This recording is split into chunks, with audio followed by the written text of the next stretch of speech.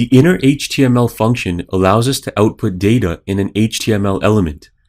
For example, here we have a script that will calculate the results of a simple calculation, 6 plus 3. The script will display the result in the HTML element containing the ID math. That's what the getElementById function means. We've applied the ID to this paragraph tag. That means the results of the JavaScript output will be displayed here. We can see the results in our web browser. 9 is the result that is outputted once the JavaScript function computes 6 plus 3. We can update these values to output different results.